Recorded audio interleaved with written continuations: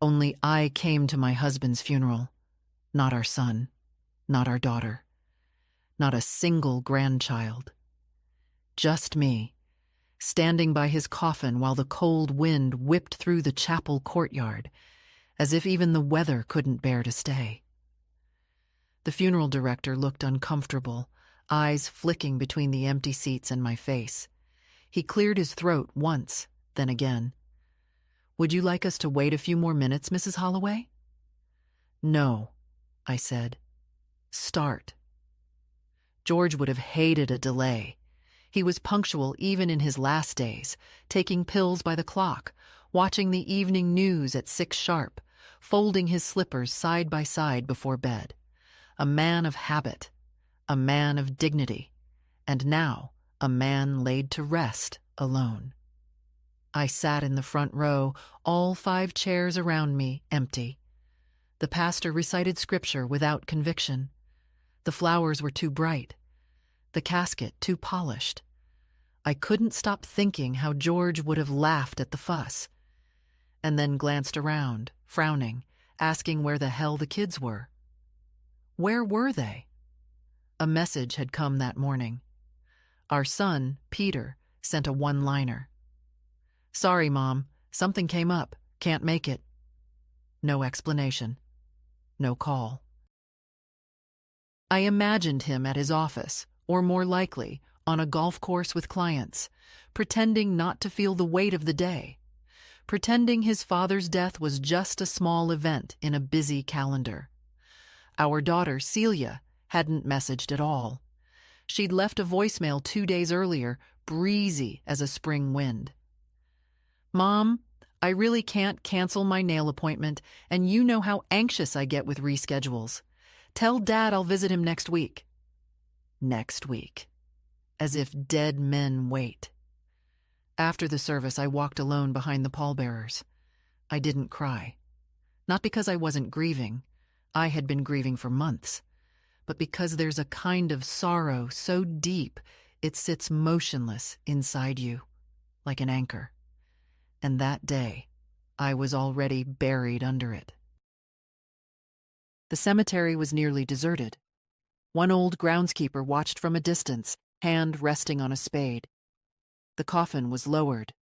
The prayers whispered. Dust met wood. Wood met silence.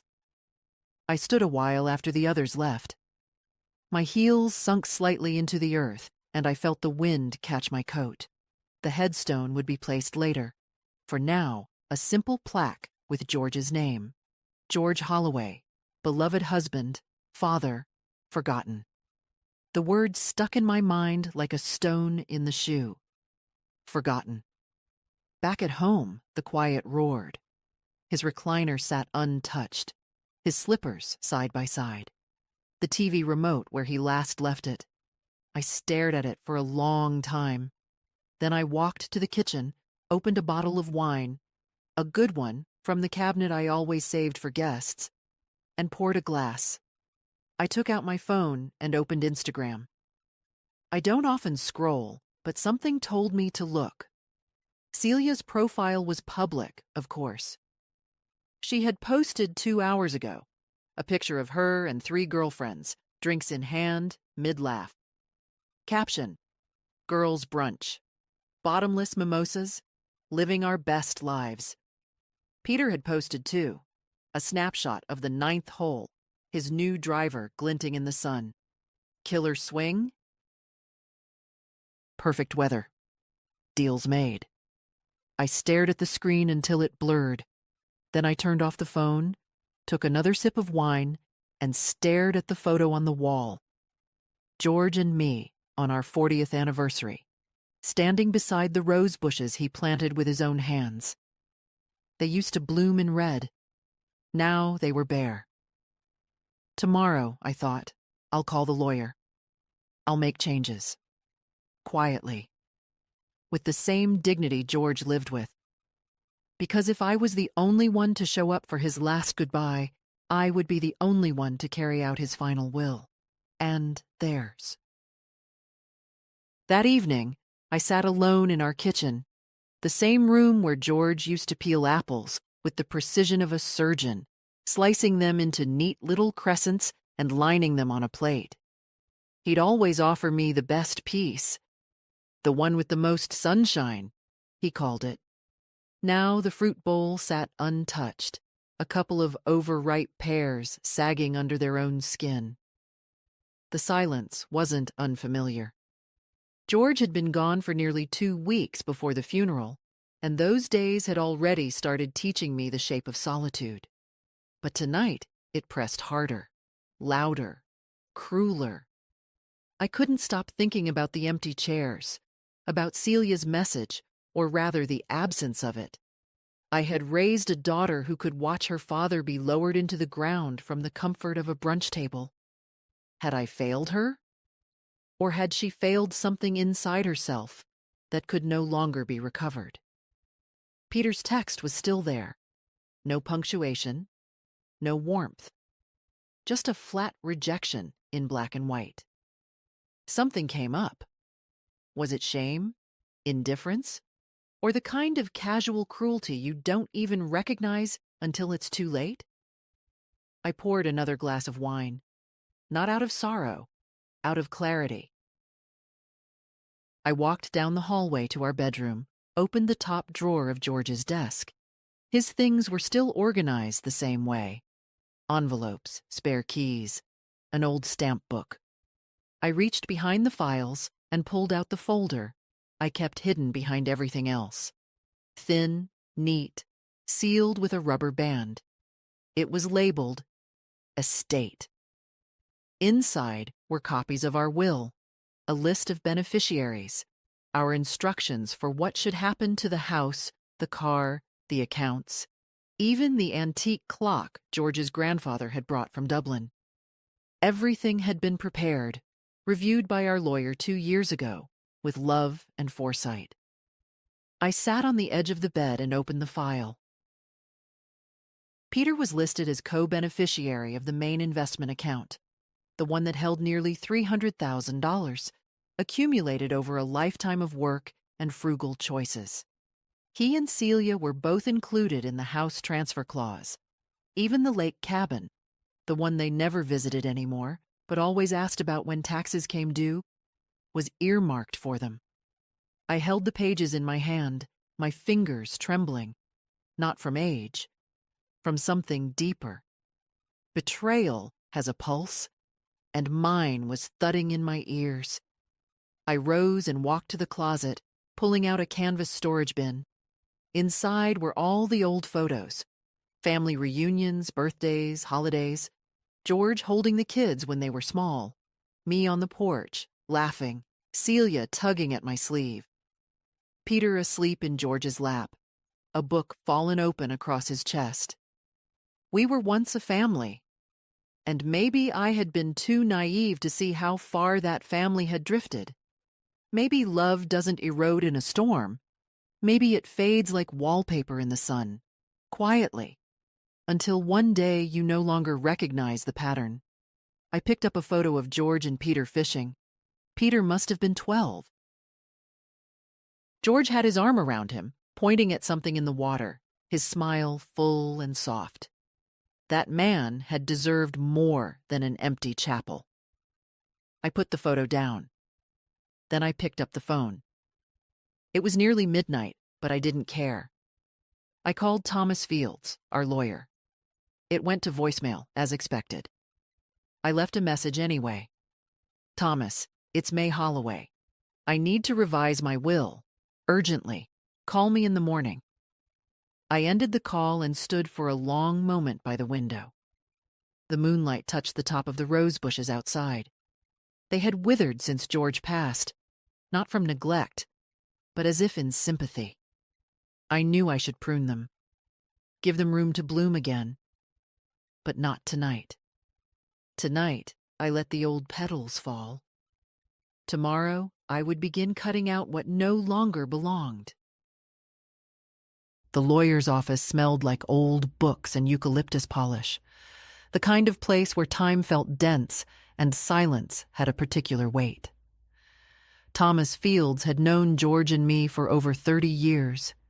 He handled our first mortgage, George's business license, the deed to the lake house, and eventually our estate plan. Trustworthy, precise, and, like me, a little tired of people who smiled when they wanted something. He looked up from his desk as I entered, rising from his chair with an expression of mild surprise. "May," he said, buttoning his jacket. "You're here early." "It couldn't wait," I answered, settling into the leather chair opposite him. My coat still smelled faintly of the garden. I'd clipped the dead roses that morning, early, before breakfast. Pruning always steadied me. There was something honest about cutting back what no longer served. "I got your message," Thomas said, sitting. "You said you want to revise your will?" "Yes," I said. "Peter and Celia are to be removed. Entirely." He paused, not out of shock, but out of care. "Are you sure?" I looked him in the eye. I buried my husband alone. Our children didn't come. Not a call, not a flower. They were busy. I placed my hands calmly on the table. "They don't deserve a dime." Thomas gave a slow nod. "Then we'll draft a full amendment." "You want to remove them from every provision?" "Yes, the accounts, the house, the cabin, everything." "Understood?" He opened a legal pad and began to write in tidy lines. "Do you want to redirect the assets to someone else?" I thought of Ethan, my grandson, Celia's boy, the only one who ever visited without needing something, who mowed my lawn in July not because he was asked, but because he said I shouldn't be sweating out there, who brought me library books and asked my opinion on them, who once said, "Grandma, I like talking to you more than to kids my age." I took a breath. "Yes," I said. "I'd like to set up a trust. For Ethan. I want him to have the house, the cabin, and the remainder of the estate. I want it structured carefully, protected from his parents' reach." "That can be arranged," Thomas said, with the kind of dry professionalism I appreciated. "We'll create an irrevocable trust in Ethan's name. He won't have full access until he's 30, unless for education or medical expenses. Does that sound acceptable?" "It sounds perfect." We spent the next hour reviewing details. Paper after paper, clause after clause. I didn't flinch.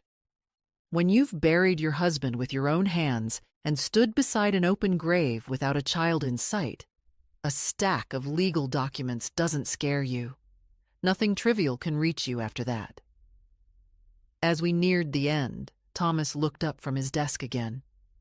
"May, I have to say, this isn't something many people your age do so cleanly. Most want to forgive, to keep the peace."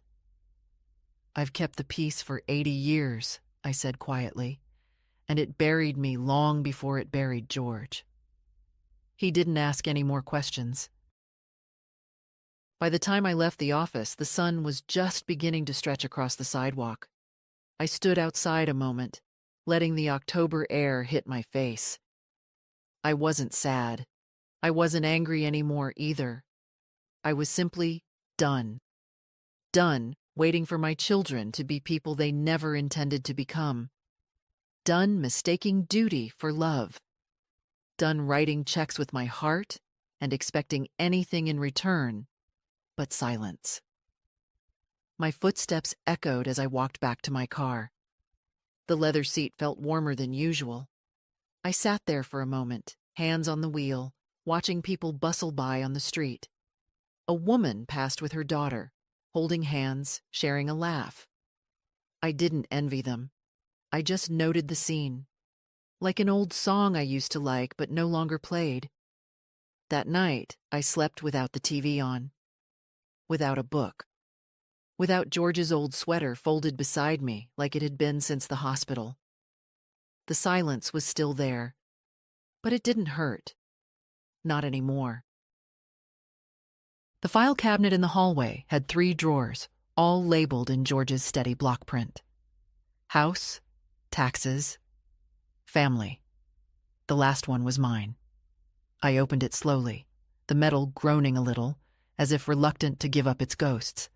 Inside, folders upon folders, receipts, copies of checks, letters from banks, old Christmas cards tucked in between loan agreements. I had kept everything, not out of obsession, but because I believed in clarity.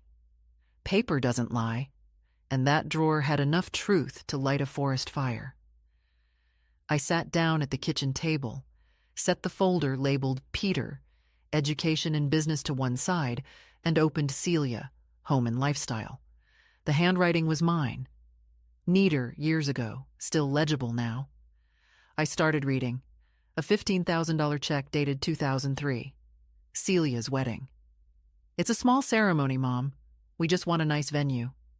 That venue had chandeliers and lobster rolls and a string quartet. A $7,800 transfer, 2007. The roof's leaking, Mom. The baby's crib got soaked. I paid it within an hour. $12,000 in 2011. New braces for Ethan. $5,000 in 2013. He wants to go to summer robotics camp. It's a big deal, Mom. A year later, when Celia called crying because her husband had been laid off, I sent another $20,000. No questions asked. You always save us, she whispered on the phone. We don't know what we'd do without you. I believed her. Peter's folder was thicker. $25,000. Seed money for a sure-thing startup that fizzled out in under 6 months. George warned me not to send it. I sent it anyway. A used car, a down payment, 3 semesters of grad school. I paid for hospital bills when his second daughter was born, and insurance when the first broke her arm. When Peter fell behind on taxes, I wrote a check and told no one. Looking at it all now, line after line, I wondered when exactly I had turned into their safety net. Or maybe it had always been that way, and I was just too willing to be wrapped around their falls. Not once did they ever refuse my help. But they had refused to come say goodbye to their father, and that was not something paper could fix. I put the files back into the cabinet, except one. I kept the envelope marked Ethan. Inside was a note he had written when he was 11, sloppy pencil, folded in half. Grandma May, thank you for teaching me to make pancakes. I think you are very wise and funny. One day I will take care of you like you take care of me. I held the paper for a long time. He was 19 now. I didn't know if he remembered writing that letter, or if it still meant anything to him. But I did. I had meant to be fair, to divide things equally. That's what people say, don't they? Be fair. Don't play favorites. But what if fairness wasn't sameness? What if fairness meant giving your legacy to the one person who saw you, not as a bank, but as a human being? George used to say, legacy's not what you leave, it's who you leave it to. I used to think he meant financially. Now I know he didn't. The house felt smaller that day, not because it had changed, but because I had started seeing it without the clutter of memory. For years, I kept every trinket the kids ever gave me. Handmade cards, macaroni picture frames, glittery mugs. But love isn't in objects, it's in actions. And lately, their actions had all said the same thing. You are useful, not valuable. That afternoon, I packed up 3 cardboard boxes with the kids' old gifts. Not to throw away, not yet. Just to make space. Space for something else to grow. That night, I didn't drink wine. I didn't need courage anymore. I made tea. Real tea, the kind George liked. Loose leaves in a proper pot, steeped just right. I carried it to the living room and sat in the quiet, legs tucked under me, the smell of bergamot soft in the air. And for the first time in a long while, I felt the beginning of peace. The call came just after noon, a voice I hadn't heard in months. Soft, almost tentative. Grandma? Ethan. I closed the ledger in front of me.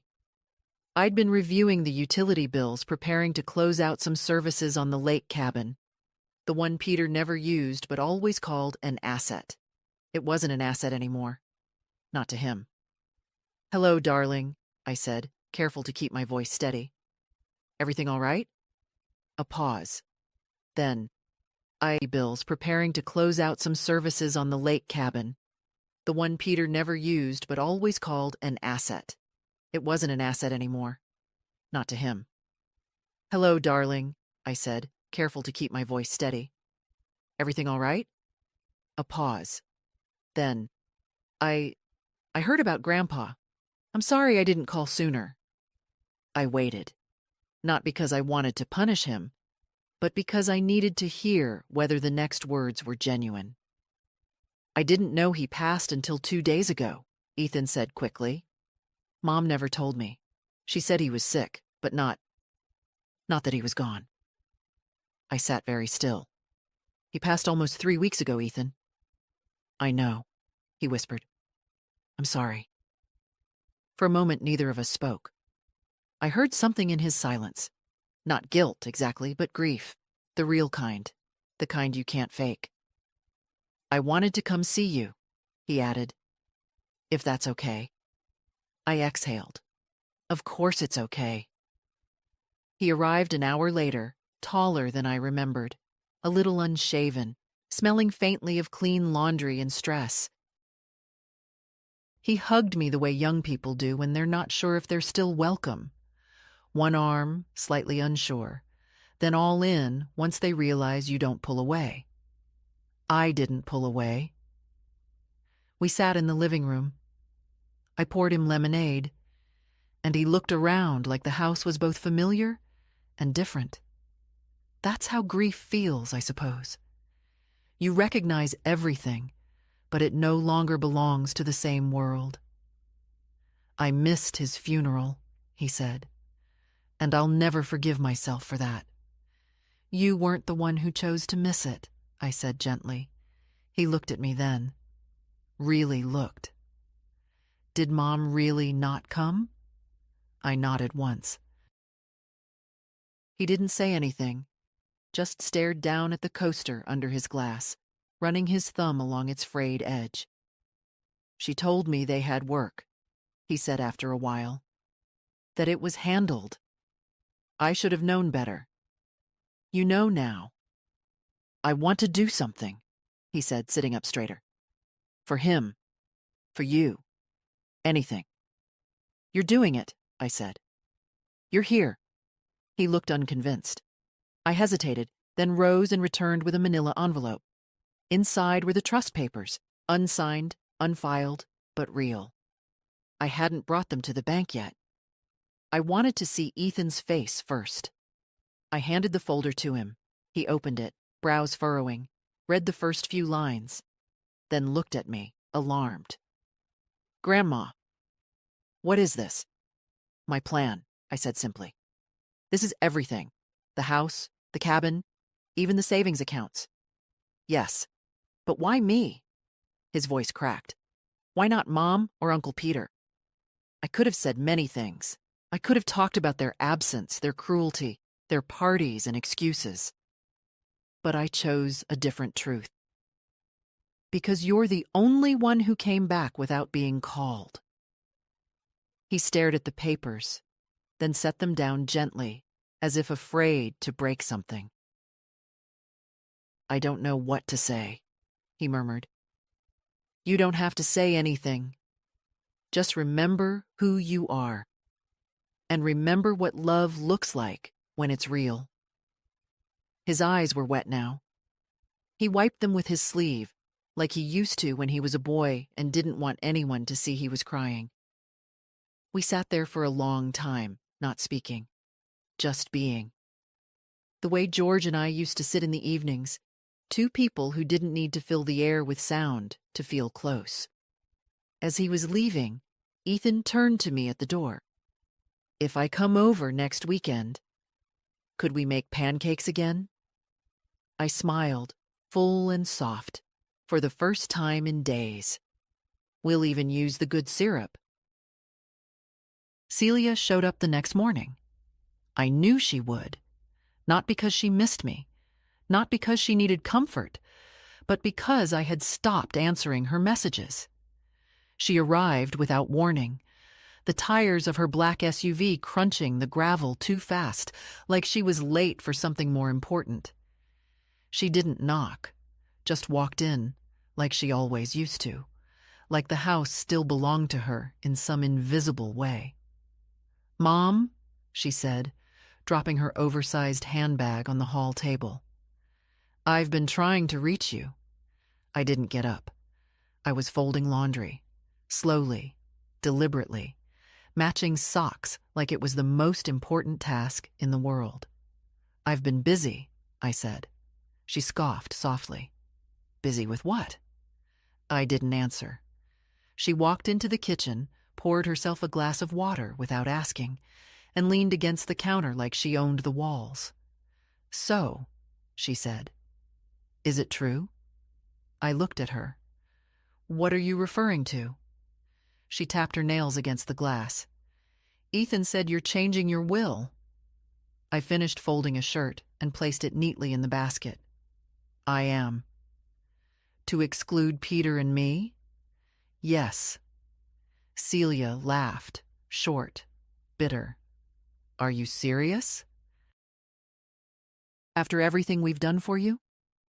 "Everything you've done?" I looked up at her now, folding done, hands still. "You didn't come to your father's funeral, Celia. You didn't send flowers. You didn't call. You didn't even ask." "I had an appointment."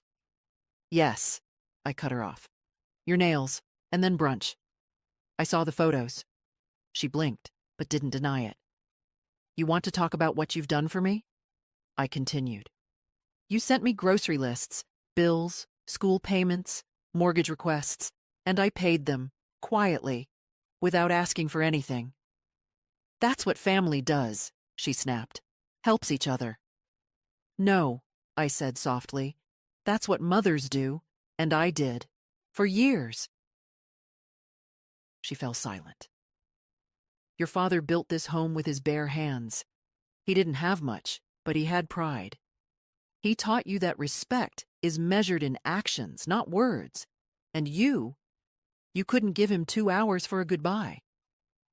That's not fair, isn't it?" She stared at the floor. "So you're really cutting us out, just like that?" "No," I said. "Not just like that. I spent the last 20 years giving without receiving. I buried my husband alone. I sat beside his grave and waited for my children. They never came. That's not just like that. That's a lifetime." She folded her arms, trying to appear composed, but her mouth was tight. "You're punishing us." "No, Celia. I'm freeing myself." "And giving everything to Ethan?" I said nothing. She laughed again, this time higher pitched. "He's a kid. What does he know about responsibility? He knows how to show up." The silence that followed was thick. I thought she might cry. I thought she might shout. Instead, she picked up her bag. "Well," she said, adjusting her sunglasses, "I hope this makes you feel powerful." "No," I said calmly. "It makes me feel peaceful." She left without another word. I waited until I heard the car pull away before I picked up the trust papers from the dining table and set them beside the folded laundry. Later that evening, I found a letter on the doorstep. No stamp, no envelope, just paper creased and smudged. "You don't understand what it's like to balance everything. We tried our best. Maybe we failed. But cutting us out like this isn't the answer." I read it twice, then folded it in half and placed it in the drawer marked miscellaneous. Because that's what it was now, just another piece of paper, too little, too late. Peter came the day after. He didn't barge in like Celia. He knocked, twice, waited, then knocked again. I opened the door slowly, already knowing he wouldn't come alone. And he didn't. Behind him stood Meredith, his wife, wearing her usual stiff smile and a scarf too expensive for the weather. She nodded at me like I was a stranger she'd agreed to meet as a favor. "Mom," Peter said, his voice calm, rehearsed. "Can we come in?" I stepped aside.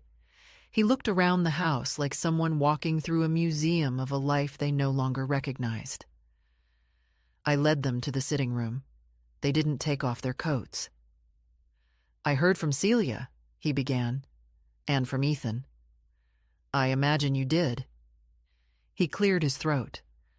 "I think there's been some confusion." I said nothing. Meredith crossed her legs delicately, the diamonds on her finger catching the afternoon light.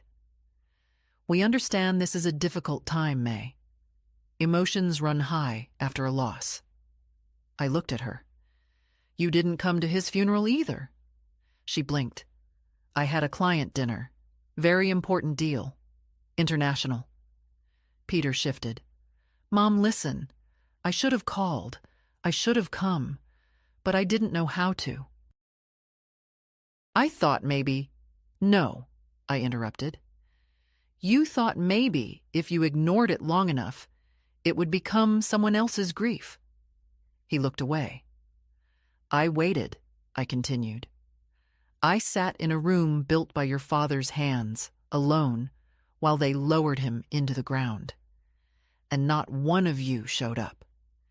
Peter opened his mouth, but Meredith put a hand on his knee. "A signal. Let her speak. We understand you're upset," she said, "and it's your right to change your will. But let's be reasonable. Ethan is a child. He's 19. Yes, but he's not experienced. He doesn't know how to handle a trust or manage a property. He could be manipulated." I raised an eyebrow. "By whom?" Meredith didn't flinch. "By people who know he's inherited something valuable. Like you," I thought. Peter tried again. "Mom, I know I've disappointed you. I know I haven't been the best son. But you have to admit this is a bit extreme." "No," I said softly. "What's extreme is abandoning your father. What's extreme is living your life as if the people who raised you are disposable." He swallowed hard. "So that's it? You're just cutting us off?" "You cut yourselves off. I'm just acknowledging the fact." Meredith stood. "This could get complicated, May. Legally." I met her gaze. "It won't. The paperwork's clean. My lawyer's good. And I've had time to think." Peter looked older than I remembered, thinner at the temples, eyes hollow. "I thought you forgave people." "I do," I said. "But forgiveness doesn't mean access." They didn't argue after that. They stood, thanked me with forced politeness, and left. Only after the door closed did I feel the tremor in my hands. Not fear, not doubt. Release. I sat by the window for a long time, watching the last light bleed out of the sky. The roses were almost bare now. Winter was close. George would have said, "They'll bloom again." And they would. But not for everyone. The bank smelled like lemon cleaner and quiet power. The kind of place where old money moved slowly and nobody raised their voice. I hadn't been inside in nearly a year, but they remembered me. "Mrs. Holloway," the receptionist said, standing immediately. "Mr. Jansen will be right with you." I nodded politely and waited by the tall windows overlooking Main Street. Outside, people moved through their errands, heads down, busy. Inside, the world felt still, like something important was always just about to happen. Mr. Jansen, Richard, came out a minute later, as sharp as ever in his tailored suit. He looked like someone who'd never spilled coffee in his life. "May," he greeted warmly, shaking my hand. I was surprised by your message. Good, I said. Surprise is good. He smiled, unsure, and led me to his office. Glass walls, a walnut desk, a single framed photo of his dog. George would have liked that. One honest face in a room full of finance. I understand you want to make some changes, he said, opening my account file. I already made them, I replied. I'm here to ensure they're carried through without delay. He looked over the notes, eyebrows lifting as he read. You've revoked all linked transfers, removed Peter and Celia as beneficiaries, set up an irrevocable trust in Ethan's name. That's a significant shift. I'm a significant woman, I said. He chuckled. Yes, you are. I leaned forward slightly. I want safeguards, Richard. Ironclad. No appeals. No family representatives twisting his arm 5 years from now when they realize what they lost. We can structure the trust to prevent that. The disbursements will be controlled, contingent on educational use, housing, or health care until he's 30. After that, full access, but still protected. Would you like a co-trustee? No, I said. Ethan can have a financial advisor if he wants one, but the decisions are his. I trust him more than I trust lawyers. That wasn't a slight against Richard. Just a truth. He adjusted his glasses. You understand this can't be undone easily. I don't want it undone. We went through everything. Signatures, dates, final confirmations. It felt like building something. Not a house, not a business. Something quieter, stronger. A boundary that wouldn't bend with guilt or grow soft with time. Before I left, Richard folded his hands on the desk. May, if I may ask, and you can absolutely tell me it's none of my business, but are you doing this out of anger? I considered the question. No, I said. I'm doing it out of clarity. He nodded slowly. That's rare. No, I said again, more gently this time. It's just late. When I stepped out into the afternoon light, it felt different, cleaner somehow. Lighter. Across the street was a coffee shop George and I used to visit after errands. I hadn't been there in years. The place had changed. Younger staff, louder music. But I walked in anyway and ordered a cappuccino. I sat near the window, watching the street. A woman in her 30s walked by, pushing a stroller, her coat flapping open in the wind. She looked tired, determined, familiar. I sipped my coffee slowly. No phone in my hand, no urgency. Just a cup, a chair, a full hour that belonged to no one but me. They always said this stage of life would be quiet. They didn't say how loud the peace could feel. Lorraine Campbell lived 2 houses down and had done so since 1972. She and I weren't the type of women who called each other best friends, but we'd shared enough cups of tea and traded enough knowing glances over our fences that the silence between us had become a kind of language. She knocked around 5, carrying a tin of lemon shortbread and her usual gentle nosiness. I saw Peter's car here yesterday, she said as soon as I opened the door. Did he bring flowers or just excuses? Neither, I said, stepping aside to let her in. He brought his wife. And a suit. Oh, she said, and that one word was drenched in judgment. We sat in the living room, and I poured her tea, chamomile for her, strong black for me. She placed the tin between us on the coffee table and didn't open it yet. She waited. I told them, I said, everything, that they're out of the will, that Ethan is the only one who ever came back without being asked. Lorraine let out a long breath. About damn time. I looked at her. I'm sorry, May, she said, softening, but I've watched you chase their approval for years. Babysitting when you had your own doctor's appointments. Writing checks while they took cruises. smiling when they forgot birthdays. I kept thinking, she'll snap one day. And thank God you finally did. I didn't snap, I said. I peeled back everything that wasn't love. Lorraine smiled. Better phrased. We sat in silence for a moment, listening to the faint hum of the refrigerator and the occasional gust outside. Fall was beginning to settle in, the kind of fall that smelled like old leaves and the edge of something ending. "Do you regret it?" she asked eventually. I shook my head. I regret not doing it sooner. She opened the tin, finally. The shortbread was perfect. Crisp edges dusted with sugar, buttery and soft in the middle. We each took one and chewed thoughtfully. "You know," she said, "my niece tried to get me to sell this house last spring. Said it was too much for me. That I should move to one of those senior villas near the lake. Everything's done for you, Auntie," she said. Laundry, meals, even group outings. And what did you say? I said I'd rather die in a house full of chipped mugs and my own silence than live in a place that smelled like bleach and other people's boredom.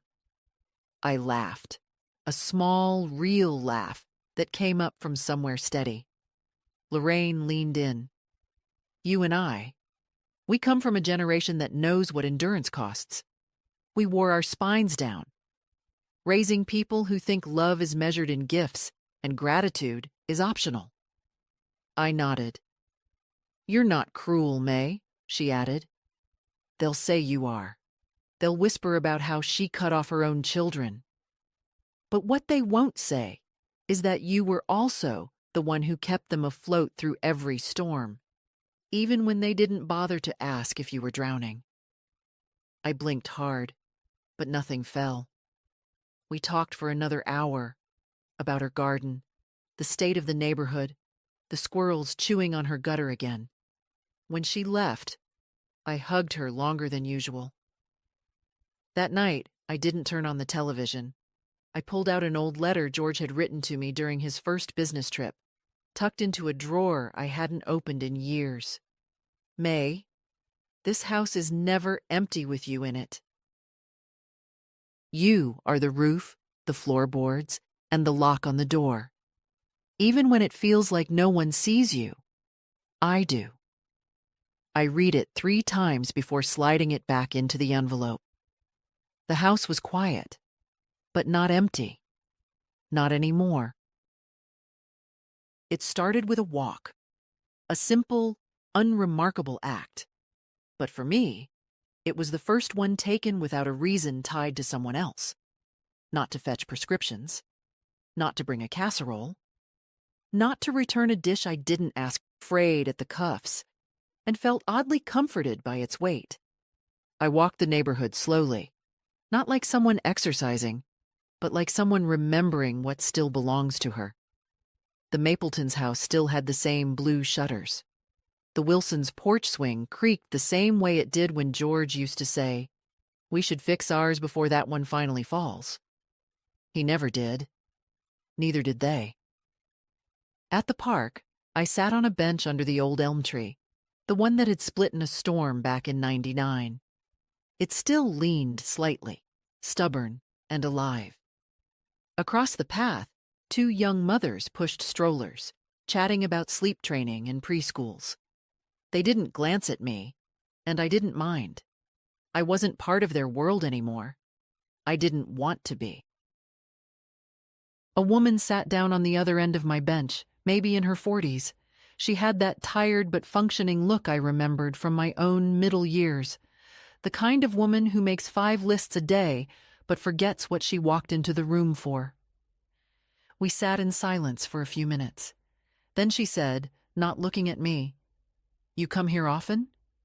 "Used to," I said, "before people stopped needing rides and casseroles." She laughed softly. "That sounds nice." We didn't exchange names. We didn't need to. "I'm here to clear my head," she said. "My daughter told me yesterday that she doesn't think she wants kids. Said she's not sure she sees the point." I raised my eyebrows. What did you say? I told her I didn't see the point of her 5 tattoos, but I managed to keep that to myself. I smiled.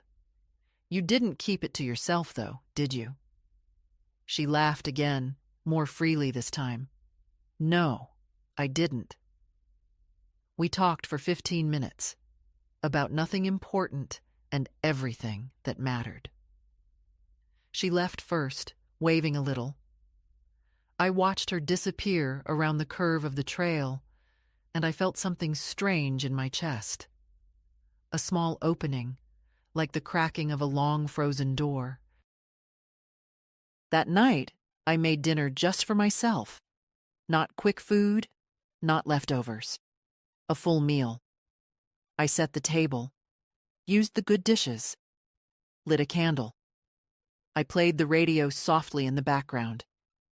The same station George liked, even if they talked more than they played music now. And I ate in silence. Not lonely, but alone. There's a difference.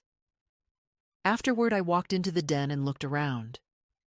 The room had always been George's space. Papers, books, half-finished crossword puzzles. I hadn't touched much since he passed, but tonight I did. I dusted, opened the windows, aired it out. Then I sat at his desk and wrote a letter to myself. Just a few lines. You are not invisible. You are not a burden. You are not required to earn peace through exhaustion. I folded the paper and tucked it into the drawer beside his last crossword. Half done. The answer to 14 down, still blank. The clue was end of one chapter, start of another.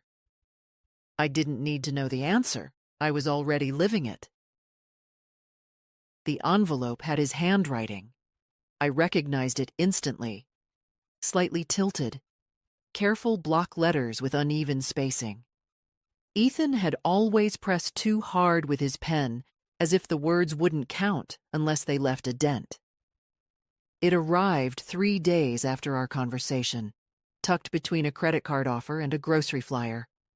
I brought it inside, set it on the kitchen counter, and stared at it while my kettle boiled. I didn't open it right away. I let it sit there, the way I used to let my birthday card sit unopened on the mantel until after dinner, prolonging the mystery. When the tea was ready, I sat down and opened the envelope. Dear Grandma, I wanted to write this instead of texting. I know I could have just said it last time I saw you, but I was still trying to find the right words. And now, after thinking about it for a few days, I don't think there are perfect words. So here are the honest ones. Thank you. Not just for the trust or the house or the cabin, though I know what a big thing that is, but for something else. For being the one person in this family who never asked me to be anything but exactly who I am. You've always made space for me, even when my parents were pushing me to be more polished, more ambitious, more, strategic. You were never strategic. You were just real. I didn't know Grandpa was sick. I didn't know he died. I still don't really know how to process that, and I'm sorry. I would have been there. You know I would have. And I'm so angry at Mom for not telling me, for assuming it didn't matter. I don't know what made you choose me, but I promise I won't waste it. I'm not going to let you down. I want to take care of this house, Grandma. I want to learn what you and Grandpa built. I want to understand the kind of strength it takes to keep showing up when no one else does. I love you. I don't say that enough, but I do. I always have. I read it 3 times. Once with my eyes dry. Once with my hand on my chest. Once with tears sliding silently down my jaw. Then I set the letter on the mantel and stood in front of it, as if it were something sacred. Because in this house, letters like that were rare. Not because love didn't exist, but because it had gone too long unspoken, assumed, stretched thin. I didn't need the money I'd set aside. Not anymore. But I needed this. I needed to know that something I'd done, some small, quiet investment of time and tenderness, had not been swallowed whole by ungrateful children and performative holidays. That night, I sat in George's chair and watched the shadows move across the floor as the sun dipped behind the maple trees. Ethan was the kind of man George would have respected. Not loud, not pushy, but steady, curious, present. That last one mattered more than anything now. Being present, not just showing up, but seeing. I knew he wouldn't waste the trust. Not because of the money, but because he'd tasted what it meant to be forgotten. And people like that don't let things rot in silence. He'd plant something with it. He'd remember. I closed my eyes and listened to the soft creak of the house as the temperature dropped. Wood shifting, settling, breathing. It was a sound I'd once found lonely. Now it sounded like life continuing, like legacy whispering back. Evenings had a new rhythm now. No phone calls from Celia asking if I could just stop by the school to pick up Ethan. Not because she needed me, but because her yoga class overran. No messages from Peter wondering if I'd mind covering a surprise car repair. Never urgent enough to justify the panic, but always just enough to apply pressure. The silence had become gentle. That evening, I set the table for one. Not because I was lonely, but because I finally understood the difference between eating and being fed.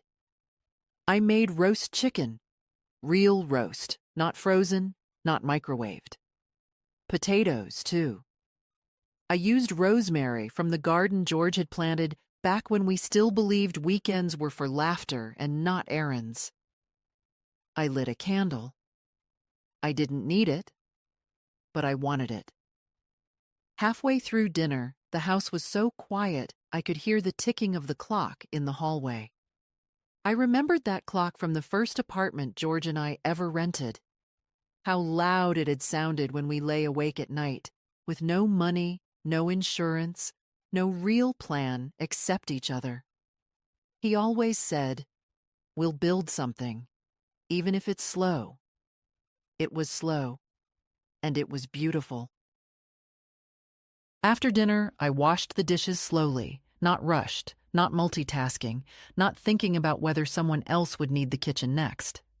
I dried them, put them away, and then I did something I hadn't done in decades. I danced, not well, not long, but enough. I turned on the record player, the old one George had tried to fix 100 times until he gave up and told me, "It's got more charm with a scratch." He was right. It skipped every third line, and I still knew the lyrics. I danced in the living room, barefoot, my arms raised slightly, my body stiff in places I didn't remember ever being stiff.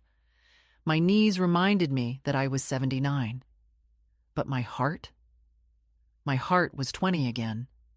I danced like nobody was watching, because for once, nobody was. Not to judge, not to expect, not to wait until I stopped so they could hand me a bill or a need or a favor. Just me, in the house I kept, in the quiet I earned. I paused only when I noticed the fireplace, unused, cold, a layer of ash still from the last winter George was alive.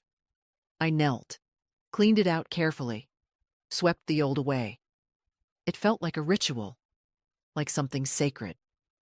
I found a small note tucked into a basket of kindling I hadn't touched in years. It was George's handwriting, short, simple. "Keep dancing, even if it's just in the kitchen. The world will try to make you forget who you are. Don't let it." I sat back, hands covered in dust, tears welling but not spilling. He had known. Maybe not exactly how things would play out, but he had known what life would try to do to me, how it would try to make me smaller, more polite, more accommodating. and he had left this message like a trail marker in the woods.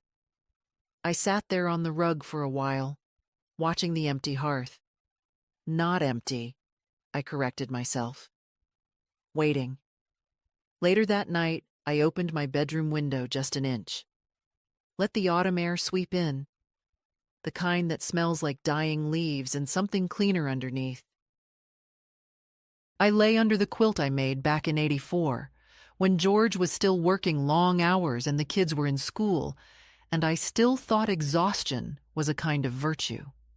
Now I know better. Now I know peace is a better measure.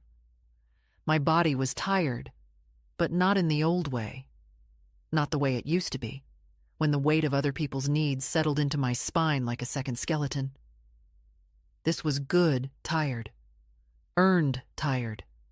The kind that comes after claiming something back. Not a throne. Not revenge. Just a name. Mine. I didn't expect her. When I opened the door and saw Meredith standing there, alone, no car in sight, no Peter trailing behind with an apology rehearsed in a mirror, I felt a strange quiet fall over me. She was holding a pie, a store-bought pie. I raised an eyebrow. She offered a nervous smile. "It's apple." I stepped aside, not out of kindness, not out of obligation, just curiosity. She walked in like someone who had been inside before but had never really looked around. Her eyes grazed the hallway, the pictures, the coat rack George built in 1981. The same one Peter once broke a peg off as a child and lied about. George never fixed it. Said it was part of the story now. Meredith stood in the kitchen awkwardly. I didn't offer her tea. Didn't tell her to sit. I let the silence do its work.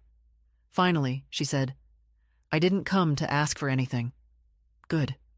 I heard what happened. What you told Peter. About the trust. The house. Everything." I nodded. "I know you probably don't believe me," she continued, her hands now clasped tightly in front of her. "But I wanted to say thank you." That startled me. "For what, exactly?" "For not giving it to Peter." She looked up, and for the first time in all the years I'd known her, I saw something genuine, not filtered, not calculated. "Peter never learned how to stand on his own," she said. "He grew up with everything handled for him. I tried to keep up that illusion, but—" She stopped, eyes glassy now. "You enabling it didn't help, but neither did I. And now it's just who he is." I said nothing. She went on. "I know he blames you, and Celia blames you. But what they don't say is that you were the one holding the whole thing together while they complained about the way you did it." I leaned against the counter, arms folded. "So why are you telling me this now?" "Because I'm tired too," she whispered. We stood in that still kitchen for a long moment. No one moved. The pie sat untouched between us. She finally sat down. "I want you to know I admired George," she said. "He was kind to me, even when he didn't have a reason to be. And I know I never said thank you for everything you did, for the help, the money, the babysitting, the constant yes." I watched her. "You didn't owe me thanks," I said. "But you owed him your presence when he left this world, and you didn't show." She looked down. "I know." There was no satisfaction in saying it. Just truth, like brushing dust off a windowsill. She reached for her purse, not to leave, but to take something out.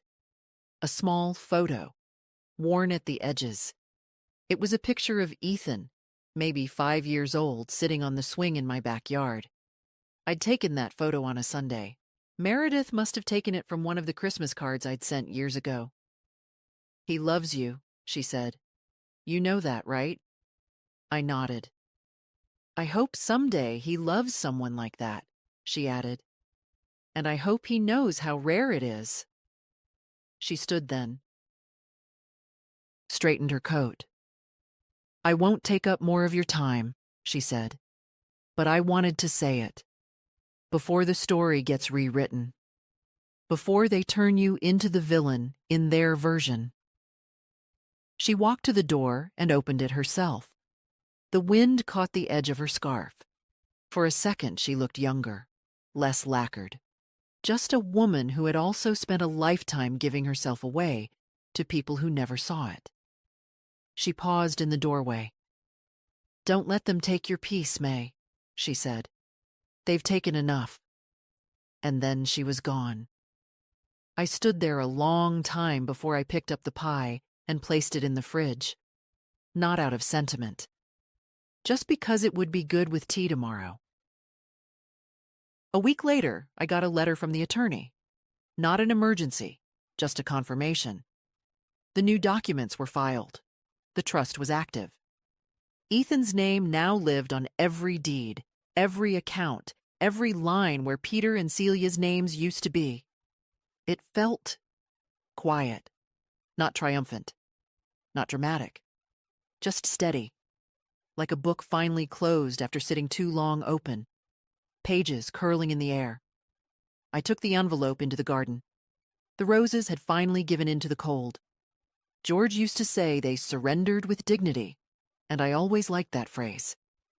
Now I knew what he meant. There's a way to let go that doesn't look like defeat.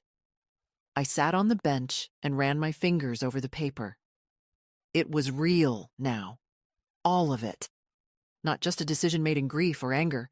It had settled into me, into the house, into the garden. I had done what needed to be done. And strangely, I felt something else too.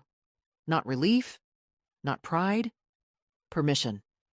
Permission to start again, even if it was just with the small things. That afternoon, I brought out the sewing machine. It had been packed away since before George got sick. I cleared the table, oiled the wheel, threaded the bobbin with the same quiet care my mother once taught me.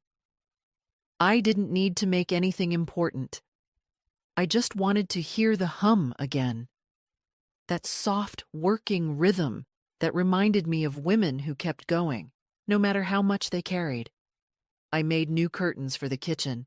They didn't match anything. Bright blue with clumsy white stitching. But they were mine. The next morning, I got up early and made pancakes. Real ones, from scratch, not from a box. I set 2 plates on the table. I knew Ethan would come. He always came when he said he would. He arrived just after 9, carrying a bag of groceries I hadn't asked for. "Just thought you might want something fresh," he said. I smiled. "You want to learn how to make them today?" "Yeah," he said. "I do." We cooked together. I showed him the trick to flipping without tearing, how to test the pan's heat with a drop of water, how to fold the batter without losing the air. He listened. Really listened. Not the way Peter used to. Impatient. Always looking for the shortcut. "You're good at this," he said, biting into the first one. "I've had time to practice," I said. He poured more syrup and grinned. "You know, I think this place could be something." I looked at him. "The house?" he said. "I don't just mean keeping it, I mean using it. Maybe for others. Like a space for people who don't have a place to go. Or even a little garden workshop. Teach people things."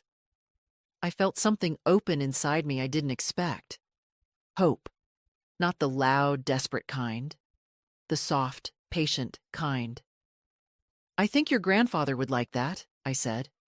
He nodded. "Maybe I'll start with the porch. Needs fixing."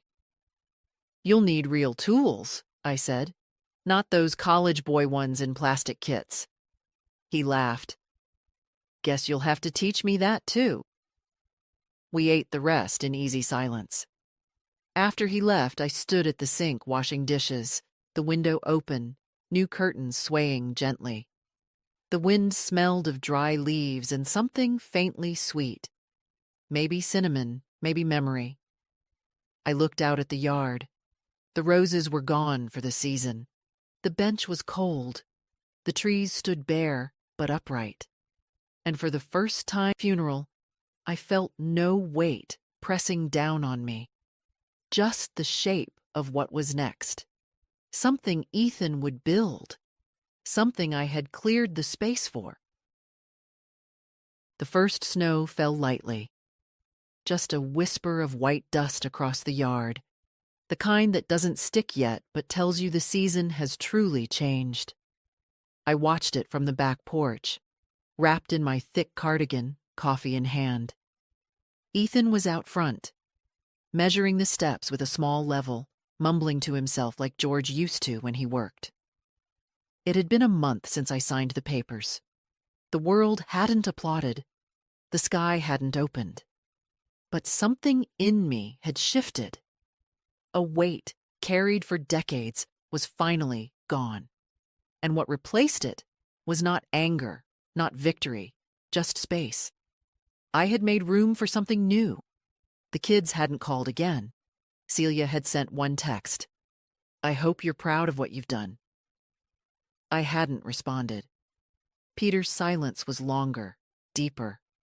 A void that no longer asked to be filled. I didn't chase them. Let them tell their version. Let them paint me cold.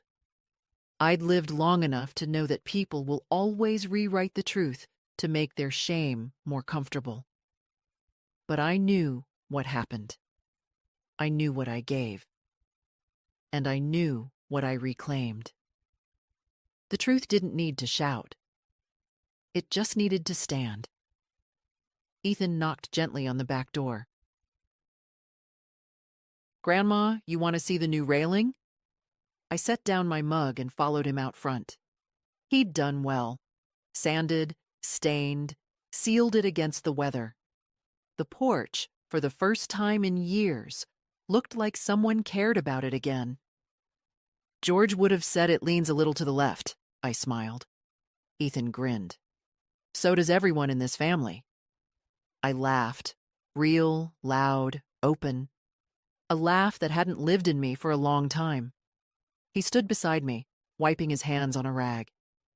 "I was thinking, maybe next spring, we could start a little garden, out front. Not just flowers, vegetables, herbs, something that grows." I looked at him, and I saw not just the boy I used to tuck in, but the man who had chosen to show up. That sounds just right. We went inside, the cold starting to bite now. I made soup.